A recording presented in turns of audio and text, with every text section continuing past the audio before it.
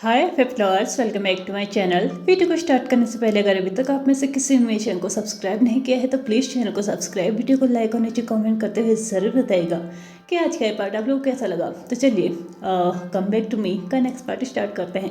Last part में हमने देखा था कि विंग और वांग जी के बीच में एक बहुत बड़ा सा आर्गुमेंट हो चुका था और उसके बाद वांग जी बहुत गुस्से के साथ वहाँ से जा चुका था, यानी कि विंग के घर से वांग जी जा चुका था। ये दिन तो निकल चुका था लेकिन नेक्स्ट डे फिर से विंग के दरवाजे पे एक दस्तक होती है। यहाँ पे विंग पहले से ही फ्रस्ट्रेटेड था कल के सीन की वजह से, और यहाँ पे अनवांटेड पर्सन्स उसके घर में आते जा रहे थे। इसकी वजह से वो और भी ज़्यादा अननॉयड होते जा रहा था। लेकिन अगर घर में कोई आया है, किसी ने डोरबेल बजाई है, तो ऑफकोर्स सी बात है उसको फिर से दरवाज़ा तो खोलना ही होगा। अपनी मास्क को फिर से पहनते हुए वो दरवाज़ा खोलने के लिए जा चुका था। दरवाज़ा जैसे ही खोला वैसे ही सामने से जो खड़ा इंसान था, वैसे तो विंग को वो ज़्यादा याद नहीं था, लेकिन हाँ कहा जा सकता था कि उसने कभी उसको देखा भी है, इसलिए वो आगे कुछ बोल पाता इससे पहले ही सामने खड़ा इंसान विंग से बोल चुका था कि अपने मास्क को हटा दो, इसका कोई काम नहीं है। विंग को ये चीज़ थोड़ी सी अजीब लगी। इट मीन्स ये कोई ना कोई ऐसा है जो कि उसे पहले से ही जानता है। विंग ने भी अब अपनी आइडेंटिटी छिपाने के बजाय इसको सबके सामने रखना ही सही समझ लिया था। विंग ने जैसे ही अपने मास्क को हटाया और आगे वो कुछ और बोल पाता इससे पहले ही वो इंसान घर के अंदर एंटर कर चुका था और जाके डायरेक्टली सोफे पे बैठ भी चुका था। ना ही विंग की परमिशन ली और ना ही विंग की इच्छा जानी कि वो उसे अंदर लेना भी चाहता है या नहीं। लेकिन हाँ, यहाँ पर वो पहले ही अंदर एंटर कर चुका था और विंग जो कि एक मैनरफुल पर्सन है, अंदर आए हुए इंसान के लिए वो चाय पानी तो पूछ ही लेगा। जैसे ही वो उस इंसान से कुछ पूछता है कि तुम कुछ लेना चाहोगे, लेकिन इससे पहले ही वो इंसान उसको बोल देता है कि मुझे डायरेक्टली तुमसे बात करनी है, मैं यहाँ चाय पीने नहीं आया हूँ। विंग सीधे अपोजिट डायरेक्शन में उस बंदे के सामने बैठ चुका था जो कि इसके घर के अंदर एंटर किया था। जैसे ही विंग बैठा था तो उस बंदे ने भी कुछ पेपर्स विंग के सामने खिसकाते हुए से ये बताया था कि वो कौन है। विंग ने पेपर्स को देखते हुए उसके बाद उस बंदे की तरफ देखा। विंग ने जैसे ही उस बंदे की तरफ देखा तो वो समझ चुका था कि अब वो उससे श्योरिटी मांग रहा है कि क्या वो इन पेपर्स में जो देख रहा है क्या वो सही है। इसी बात पे वो बंदा उठता है, अपने ब्लेजर को थोड़ा सा ठीक करते हुए बताता है कि हाँ, मैं नियर हेसांग हूँ, लैन ग्रुप का लीगल एडवाइज़र, और देखा जाए तो लैन वांग जी का लीगल एडवाइज़र भी मैं ही हूँ, और इसका मतलब है कि मैं एक लॉयर हूँ।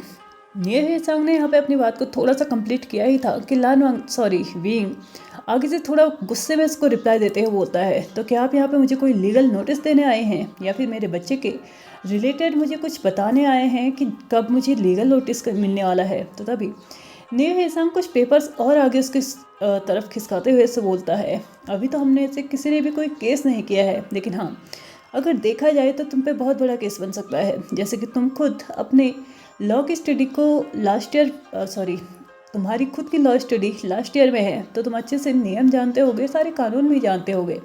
मुझे तुम्हें कुछ भी बताने की ज़रूरत नहीं है। लेकिन अगर देखा जाए तो तुमने जिस कॉन्ट्रैक्ट को तोड़ा है, भले 2 दिन पहले ही तोड़ा है, लेकिन हाँ तुमने उसके बहुत सारे रूल तोड़े हैं। पहली बार तुमने कॉन्ट्रैक्ट पूरे होने से पहले ही उस जगह को छोड़ दिया था जिस जगह पे तुम रह रहे थे, उस इंसान के साथ कॉन्ट्रैक्ट तोड़ दिया था जिस इंसान के साथ तुमने कॉन्ट्रैक्ट बनाया था। इसके अलावा इसमें एक पॉइंट लिखा हुआ है कि क्लियरली जब तक तुम दोनों एग्री नहीं होते तब तक इस कॉन्ट्रैक्ट को तोड़ा नहीं जा सकता। लेकिन तुमने यहाँ पे भी तुमने इस नियम को तोड़ा है। लेकिन इससे भी सबसे बड़ा नियम यह है कि तुमने इसके लास्ट नियम को तोड़ा है, यानी कि तुमने एक पिता को उससे बच्चे से दूर रखा है, या फिर ये कहो कि एक बच्चे को उसके पिता से दूर रखा है। मेरा क्लाइंट जो कि तुम्हारे बच्चे का पिता है, और वो आज तक वो ये तक नहीं जानता है कि क्या कहीं उसकी कोई औलाद भी पल रही है या नहीं, और तुमने उसे 2 सालों तक उसके बच्चे से दूर रखा है। और ये सबसे बड़ा गुनाह है जो तुमने किया है। अगर हम चाहें तो बस इस कॉन्ट्रैक्ट के तहत ही, इस कॉन्ट्रैक्ट के साथ ही हम केस जीत सकते हैं। लेकिन मुझे नहीं लगता कि केस करने का कोई भी फ़ायदा है, क्योंकि जहाँ पे बच्चे को एक पिता की ज़रूरत होती है वहीं पे बच्चे को जन्म देने वाले की भी ज़रूरत होती है, क्योंकि बच्चा किसी एक को चूज़ नहीं कर सकता, और ना ही कोई कानून हमें ये अधिकार देता है कि हम बच्चे की लाइफ में से किसी एक को रखें। कानून चाहे कितना भी बड़ा क्यों ना हो, लेकिन फिर भी बच्चे से उसके माता पिता को नहीं छीन सकता। चाहे उसके माता पिता लड़ते रहें, लेकिन जब तक वो दोनों ही एग्री नहीं हो जाते कि बच्चा किसी एक के साथ रहेगा, तब तक कानून उस बच्चे को किसी एक के साथ रहने की इजाज़त नहीं देता है और यही गुनाह तुमने भी किया है। वेसांग आगे कुछ बोल पाता इससे पहले ही विंग फिर से अपनी कानूनी किताबों से कुछ रूल्स आगे निकालते हुए बोलता है, चलो ठीक है। इस कॉन्ट्रैक्ट के हिसाब से उसने बोला था कि वो बच्चे की पूरी जिम्मेदारी लेगा, लेकिन उस इंसान की क्या जो बच्चे को जन्म देगा, क्या मेरी कोई रिस्पॉन्सिबिलिटी नहीं थी? या फिर इनडायरेक्टली वो मुझसे ये बोल रहा था कि मैं उसके बच्चे को जन्म दूं और वहाँ से चले जाऊं।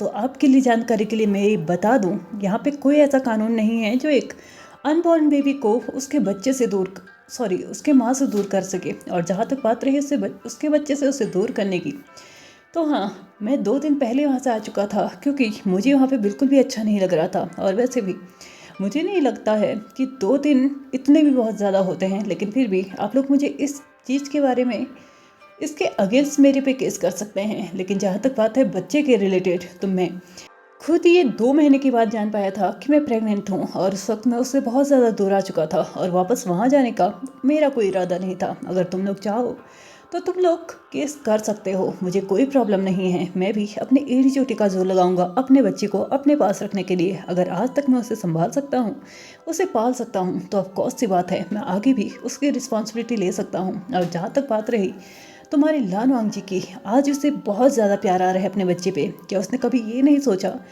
कि उसने जिसके साथ फिजिकल रिलेशनशिप बनाए हैं कहीं वो प्रेग्नेंट तो नहीं? क्या उसका हाल कैसा होगा, कहाँ रह रहा होगा, किस स्थिति में रह रहा होगा? तब क्या उसने मुझे एक बार भी ढूंढने की कोशिश की? ये हेसांग यहीं पे विंग की बात को कट ऑफ करते हुए बोलता है, इस बारे में तुम कुछ नहीं बोल सकते कि उसने तुम्हें ढूंढने की कोशिश नहीं की। उसने विंग वो जियान दोनों को ही ढूंढने की कोशिश की। लेकिन वो क्या कर सकता है अगर उन दोनों की आइडेंटिफिकेशन एक अलग मोड़ ले ले? अगर वो दोनों ही अलग तरीके से सबके सामने हो तो वो क्या कर सकता है? क्या जानता है था तुम्हारे बारे में? हो कभी उसने तुम्हारे पास्ट के बारे में जानने की कोशिश नहीं की, तुम्हारे पर्सनल लाइफ में घुसने की कोशिश नहीं की, तो तुम्हें ढूंढने की कैसे कोशिश कर सकता था? तुम्हें पता है जब तुम्हारे जाने के बाद हमने तुम्हें ढूंढने की कोशिश की तो हमें तो बिल्कुल ऐसा लग रहा था कि व्यू जियान नाम का बंदा इस दुनिया में एग्जिस्ट ही नहीं करता, वो यहाँ पे दुनिया में कभी था ही नहीं। तुम इस तरीके से छुपे हुए थे और आज तुम ब्लेम कर रहे हो उसे कि उसने तुम्हें ढूंढने की कोशिश नहीं की। अब मैं एक लीगल एडवाइज़र की तरह नहीं, लान वांग जी के दोस्त की तरह यहाँ पे बात करूँगा। तुम्हें जानना है ना कि उसने तुम्हें ढूंढने की कोशिश की या नहीं की? सबसे पहले मैं तुमसे पूछता हूँ कि तुम उस दिन मिलने क्यों नहीं आए? तुम्हें पता है वो पूरी रात भर वहाँ पे इंतज़ार करते रहा, जबकि तुमने उसे दिन का टाइम दिया था, सुबह का टाइम दिया था। उसके बावजूद भी उसे उम्मीद थी कि तुम आ भी नहीं तो थोड़ी देर के बाद ये सोचते सोचते ही उसने पूरे 24 घंटे वहाँ पे बिता दिए। उन 24 घंटों में उस जगह से वो हिला तक नहीं, और तुम पूछ रहे हो कि उसने तुम्हें ढूंढने की कोशिश नहीं की। तुम्हें पता है 1 हफ्ते के बाद उसे पता चलता है कि तुम्हारी शादी हो चुकी है। तुम्हें पता है उस वक्त उसे कैसा महसूस हुआ था?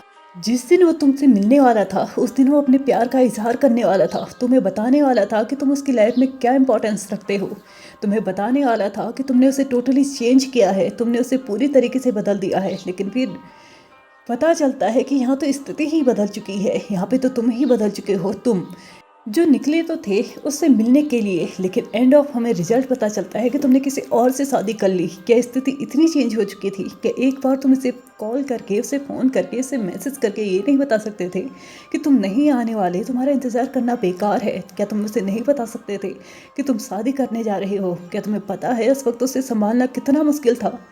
2 साल तक वो एकदम गुमसुम रहा, ना ही किसी से बात करता था, ना ही ढंग से सोता था, ना ही खाता था, ना ही पीता था। तुम्हें पता है उस स्थिति में उसको संभालना इतना मुश्किल था कि कभी कभार मैं परेशान हो जाता था और चाहता था कि उस स्थिति से भाग जाऊं, लेकिन नहीं कर सकता था क्योंकि मैं उसका एक लौता ऐसा दोस्त था जो उससे बात किया करता था। 2 साल के बाद जब वो थोड़ा बहुत ठीक होने लगा उसके बाद उसने तुम्हें ढूंढने की कोशिश की, लेकिन तुम तो बिल्कुल इस तरीके से गायब हो चुके थे जहाँ से पता ही नहीं चला कि तुम भी कभी इस दुनिया में थे। विंग नाम का बंदा कहीं पता ही नहीं था कि कोई है इस दुनिया में भी। जब तुम 14 साल की उम्र में उसे छोड़ के गए थे उसके बाद तुम्हारी पढ़ाई कंटिन्यू चल रही थी, लेकिन इस मैटर में भी तुमने उससे झूठ बोला। तुम हमेशा से ही उसको देखा करते थे, उसकी सोशल मीडिया पे हमेशा एक्टिव थे फेक आईडीज से। क्या तुम्हें नहीं लगता कि ये चीज़ें भी अगर उसे पता चली तो कितना दुख पहुंचेगा उसे कि तुम तो हमेशा उससे कनेक्टेड रहे, लेकिन उसका क्या वो तुमसे कनेक्टेड रहा? किस बात की सजा दी तुमने उसे? किस बात के लिए झूठ बोला तुमने उससे? तुम्हारी स्टडी कंटिन्यू रही और उधर वो सोचता रहा कि तुम्हारे ऊपर जुल्म हो रहे हैं, तुम्हें एक बंदी बना के रखा गया है, एक छोटे से बच्चे को नौकर बना के रखा गया है। इवन उसे तो ये तक लग रहा था कि अगर तुम्हारी शादी हुई है तो तुम्हारी मर्जी के अगेंस्ट हुई है। भले ही इसकी सच्चाई ना ही मैं जानता हूँ ना ही वो जानता है, लेकिन हाँ, एक चीज़ तो क्लियर है कि अगर बातें यहाँ तक पहुँची थी तो ये शादी तो तुम्हारी मर्जी के अगेंस्ट नहीं हुई होगी। ऑफ कोर्स ये बातें तुम्हारी मर्जी रही होगी, तब जाके तुमने ये शादी की होगी। पिछले 8 सालों से बस हम तुम्हें ढूंढते जा रहे हैं, ढूंढते जा रहे हैं। हमने हर एक जगह तुम्हें ढूंढ लिया, जितनी कोशिश कर सकते थे हमने हर एक कोशिश करके देख ली। तुम हमेशा उसके सामने थे, उसने तुमसे पूछा भी क्या तुम बीइंग हो, उसके बावजूद भी तुमने उसे झूठ बोलना सही समझा। क्या तुम एक बार नहीं बोल सकते थे कि हाँ तुम बीइंग हो? तुम और लानवांग जी कभी इतना सफ़र ही नहीं करते, एक दूसरे से कभी इतना दूर ही नहीं रहते। अगर एक बार तुम क्लियरली उससे बात कर लेते, एक बार उसके सामने आके उससे बात करने की कोशिश करते, तो ये सब कभी होता ही नहीं। चलो और दिनों की हम बात छोड़ देते हैं, इन सभी सालों की हम बात छोड़ देते हैं। मान लेते हैं कि तुम लानवांग जी से भाग रहे थे अपने कुछ रीजंस की वजह से, लेकिन उस दिन का क्या? जिस दिन तुमने उससे वादा किया था कि तुम आओगे मिलने, लेकिन तुम नहीं आए, उस दिन का क्या? क्या उस दिन भी तुम बस लानवांग जी से भागने की कोशिश कर रहे थे? आखिर क्यों भाग रहे थे तुम उससे? तुमने वादा किया था तुम आओगे, लेकिन तुम नहीं आए। तुम क्यों नहीं आए? अगर तुम्हें नहीं आना था तो तुम उसे बता सकते थे कि तुम नहीं आने वाले, उसका इंतजार करना छोड़ दो। ने हेसांग अपनी बात को आगे को कंटिन्यू कर पाता है इससे पहले ही विंग यहाँ पे बोल पड़ता है कि मैं आया था। हाँ, मैं उधर आया था, लेकिन लानवांग जी की कुछ बातें थी, उसके कहे गए कुछ ऐसे शब्द थे जो मुझे हर्ट कर गए, और उसके बाद से ही मैंने कभी भी उसके पास जाने की कोशिश नहीं की। और इसी के साथ कुछ ही देर में विंग ने ऑलमोस्ट सारी की सारी बातें वेसांग को बता दी कि उसने क्या सुना था। जब वेसांग को ये सब कुछ पता चलता है कि विंग ने क्या सोचा था, तो तब जाके उसको रियलाइज होता है कि विंग ने आधी अधूरी बात सुनी थी। हाँ, विंग ने आधी बात सुनी थी। विंग ने ये जरूर सुना था कि लानवांग जी कभी भी अपनी लाइफ में किसी लड़के को नहीं चाहता था। हाँ, उसने सुना तो ज़रूर था, लेकिन उसने कभी गौर नहीं किया कि लानवांग जी ने ये बोला था कि उसे सेम जेंडर लव कभी नहीं चाहिए था, लेकिन अब चाहिए है या नहीं चाहिए है, ये उसने नहीं सुना था। लेकिन इसकी आगे की बात उसको वेसांग बताता है कि हाँ, यहाँ तक तुमने एकदम सही सुना था, लेकिन सच ये है कि उसने आगे भी बात कंटिन्यू की थी, और उसके बाद उसने मुझे बताया था कि तुमने उसे टोटली चेंज किया है। तुम जो कि उसकी लाइफ में एक अलग ही तरीके से एक स्टार बन के आए हो, जो कि उसकी लाइफ को एक अलग ही तरीके से जगमगा रहे थे, एक अलग ही तरीके से उसे फीलिंग्स दे रहे थे। और कहीं ना कहीं कुछ साल गुजर जाने के बावजूद ही सही, लेकिन उसे समझ में आया कि प्यार कभी भी जेंडर देख के नहीं होता, किसी की शक्ल सूरत देख के नहीं होता, किसी का स्टेटस देख के नहीं होता, या फिर ये कहो किसी का फेम देख के नहीं होता।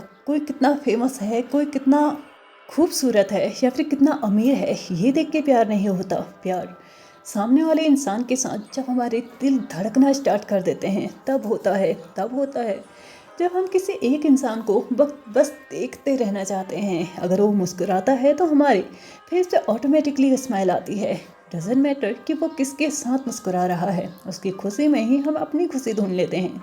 और कहीं ना कहीं ये सारी चीज़ें लानवांग जी को तुम्हारे साथ फील हो रही थी, और उसने उस दिन मेरे सामने अपने प्यार का कन्फेशन किया था कि हाँ, वो तुमसे प्यार करने लगा है, और तुम ही हो जिसने उसे इस चीज़ के लिए टोटली चेंज कर दिया कि वो अपनी लाइफ में कभी लड़कों को ले के आना नहीं चाहता था, लेकिन आज की डेट में वो एक लड़के को ही पसंद करता है। और तुम्हें पता है, उस दिन वो तुम्हें प्रपोज करने वाला था, उस दिन वो तुम्हें अपना बनाने की कोशिश करना चाहता था। वो चाहता था कि तुम उस दिन उसके प्रपोजल को एक्सेप्ट करो, लेकिन तुम तो वहाँ कभी पहुँचे ही नहीं। हाँ, मानता हूँ कि तुम्हें भी कुछ गलतफहमियाँ हुई, लेकिन कम से कम उन गलतफहमी को दूर करने के लिए एक बार उससे बात करते। चलो ठीक है, उस दिन तुम वहाँ से जा चुके थे, लेकिन उसके बाद का क्या? जिस दिन तुमने इस कॉन्ट्रैक्ट को बिना उसके परमिशन के तोड़ा था, बिना उसके एग्रीमेंट के इस कॉन्ट्रैक्ट को तोड़ा था, विंग जो कि अभी तक की बातें सुन के थोड़ा सा गिल्टी फील करने लगा था कि काश उस दिन उसने थोड़ा बहुत और वहाँ पे रुक के इन दोनों की बातें सुन ली होती तो शायद सिचुएशन कुछ अलग होती। लेकिन शायद विंग आगे सुनने के लिए वहाँ पे खड़ा भी रहता, तो भी विंग के दिमाग में बातें बस घूमने लगी थी, और शायद ही उसके दिमाग में कोई और बातें जाती, उसके कान कोई और शब्द को सुन पाते। लेकिन हाँ, वो सुन पाता या नहीं ये तो बात की बात थी। विंग तो उससे पहले ही यहाँ से जा चुका था, और सेकंड टाइम भी विंग के साथ बिल्कुल वैसा ही हुआ। और ये इंसिडेंट भी विंग ने वेसांग को बताया और तब जाके वेसांग को फिर से समझ में आया कि विंग ने सिचुएशन को फिर से मिसअंडरस्टूड किया है, फिर से गलत समझा है।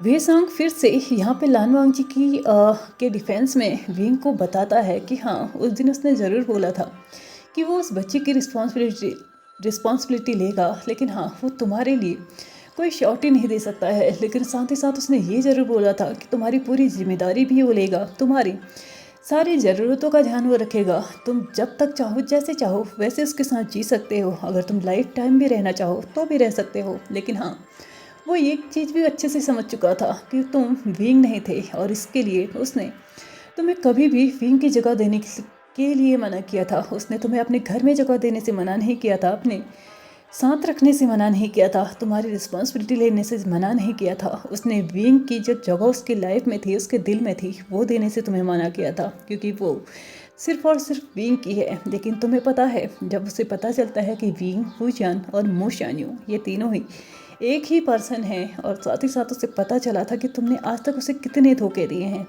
तुम सोच भी नहीं सकते उस वक्त लानवांग जी की क्या हालत थी। वो जीते जी मर चुका था। उसे सिर्फ और सिर्फ महसूस हो रहा था तो बस तुम्हारा दिया हुआ धोखा, तुम्हारे बोले गए झूठ और तुम्हारा इस तरीके से उसके पास से भाग जाना, बस यही उसे महसूस हो रहा था। बाकी कुछ भी उसे कभी महसूस ही नहीं हुआ। उसे पता है अपनी की गई कोशिशें यूजलेस लग रही थी, क्योंकि सामने वाला इंसान उसके सामने कभी आना ही नहीं चाहता था। तुम हमेशा से ही उसके सामने थे, लेकिन फिर भी उससे भाग रहे थे। क्या तुम एक बार आके उससे नहीं बोल सकते थे कि तुम विंग हो?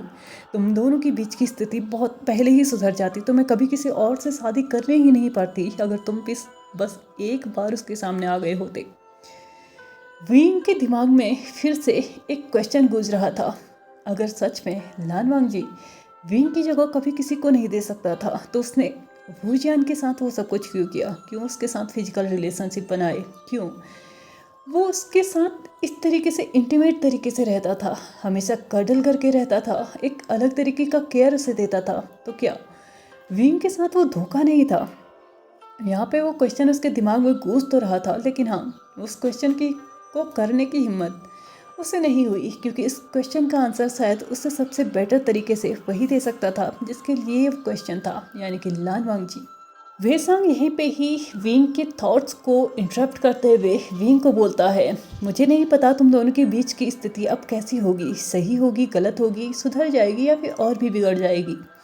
लेकिन मैं एक चीज़ ज़रूर बोलना चाहूँगा, अगर तुम चाहो तो स्थिति अभी भी सुधर सकती है। प्लीज़ उससे एक बार बात करो, एक बार उसको अपना पॉइंट ऑफ व्यू भी समझाने की कोशिश करो, उसके पॉइंट ऑफ व्यू को समझने की कोशिश करो, और समझने की कोशिश करो अपने इस रिश्ते को। ज़िंदगी बार बार तुम दोनों को ही मौके दिए जा रही है, लेकिन तुम दोनों ही इस मौक़ों को खोते जा रहे हो। मैंने उस वक्त भी लानवांग जी को बोला था कि विंग को पीछे छोड़ दे और उसके सामने जो है, यानी कि वूशियान जो उसके सामने इस वक्त है, उसको अपने पास रखे, उसको अपना बना ले। लेकिन शायद उस वक्त उसने भी इस मौके को पूरी तरीके से अपने हाथ से जाने दिया। ज़िंदगी तुम्हें बार बार मौके दे रही है, इसका मतलब ये नहीं है कि तुम्हें एक और चांस मिल सकता है। हो सकता है ये चांस तुम्हारे लिए लास्ट हो, और तुम्हारी की गई एक कोशिश तुम्हारे इस लास्ट चांस को सक्सेस बना दे और तुम दोनों को वो दिला दे जो कि तुम दोनों पाना चाहते हो। ये मत सोचना कि मैं यहाँ पे लानवांग जी के लीगल एडवाइज़र के रूप में आया था। मैंने भले ही अपने आप को इंट्रोड्यूस वैसे करवाया हो, लेकिन यहाँ पे मैं सच में लानवांग जी के फ्रेंड के तौर पे आया था। मैं जिस तरीके से आज तक उसको सफ़र करते हुए देखा है, उस सफ़र को अब ख़त्म करने के लिए आया था। मैं चाहता हूँ कि उसकी लाइफ में कुछ हैप्पीनेस आए, जो कि तुम लेके आ सकते हो। इसीलिए मैं तुम्हें मनाने आया हूँ कि प्लीज़ एक बार उससे बात कर लो, अपने बीच की चीज़ें या फिर अच्छे से जोड़ लो या फिर अच्छे से तोड़ लो। बस मैं यहाँ पे इतना ही कहने आया था। उम्मीद है कि तुम मेरी बातों को ज़रूर समझोगे और अपने और लानवांग जी के बीच की मिसअंडरस्टैंडिंग्स को भी क्लियर करोगे। अगर रिश्ता जोड़ना है तो उसे जोड़ोगे, और अगर तोड़ना है तो उसे पूरी तरीके से तोड़ोगे। उम्मीद करता हूँ तुम मेरी बात को समझ गए होगे। इसी के साथ वेसांग जितने भी पेपर्स अभी तक उसके सामने फैलाए हुए था, उनको इकट्ठा करता है, फाइल में रखता है और अपने बैग में पैक करते हुए यहाँ से जाने लगता है। और जाने से पहले एक बार विंग से हैंडशेक करता है और दोबारा मिलने का वादा करके यहाँ से जा चुका होता है। वेसांग जैसे ही विंग के घर से बाहर जाता है, वो अकेले में बैठ के कुछ देर शांति से सोचना चाहता था, कुछ चीज़ों को समझना चाहता था कि आगे उसे क्या करना चाहिए। क्या उसे सच में लानवांग जी से एक बार बात करना चाहिए? लेकिन लानवांग जी जितने गुस्से में कल यहाँ से गया है, क्या वो उससे बात करेगा? देखा जाए तो कहीं ना कहीं विंग को भी अपनी गलती समझ में आ रही थी, या ये कहो कि अपनी गलती लग रही थी इन सब चीज़ों में, कि उसने भी एक गलती की है। उसे एक बार ही सही, लेकिन लानवांग जी से बात कर लेनी चाहिए थी, भले ही गुस्से में आके ही सही, गुस्सा दिखाते हुए ही सही, उससे नाराज होते हुए ही सही, लेकिन एक बार उसको भी उससे बात कर लेनी चाहिए थी। इतने सालों तक वो बस उसे ढूंढता रहा, एक बार उसे उसके सामने आ ही जाना चाहिए था। इतने सालों के बावजूद अगर वो उसे नहीं भी पहचान पाया तो क्या हो गया? अगर वो उसे पहचान पाया तो वो तो उसे ग्रीट कर सकता था ना। हाँ, एक लवर की तरह ना सही, एक फ्रेंड की तरह तो सही, वो उससे बात तो कर सकता था ना। लेकिन यहाँ पे उसने तो ऐसा कभी भी कुछ भी नहीं किया, और इसलिए विंग भी अब गिल्टी महसूस करने लगा था कि क्या उसने सच में उसके पास्ट लाइफ में बहुत बड़ी गलती कर दी है। लेकिन जहाँ तक बात उसकी वेसांग की उसके दिमाग में घूम रही थी कि शायद ये उसकी लाइफ का लास्ट चांस हो सकता है, और इस चांस को खोने का कहीं ना कहीं दुख उसको होगा इन फ्यूचर, ये वो समझ चुका था। और कहीं ना कहीं वो मन बना चुका था कि वो लानवांग जी से बात करेगा, लेकिन कैसे करेगा ये नहीं जानता था। लानवांग जी और विंग आने वाले टाइम पे बात कर पाएंगे क्या? इनके बीच की मिसअंडरस्टैंडिंग क्लियर हो पाएगी या नहीं हो पाएगी, ये तो हम देखेंगे नेक्स्ट पार्ट में।